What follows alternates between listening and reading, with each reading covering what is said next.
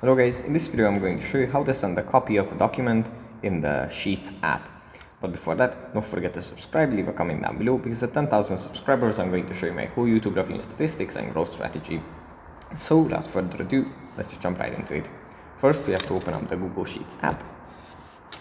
And here it opens up in this view. From here we just have to select the document that we want to share and then tap on the three dots next to its name. And here if you scroll down we find send a copy.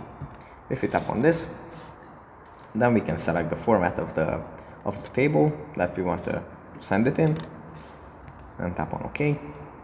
And here the app is going to load, and here we can select the app through which we want to send this table, and then select the person that we want to send it to. So yeah, that's pretty much it for this video.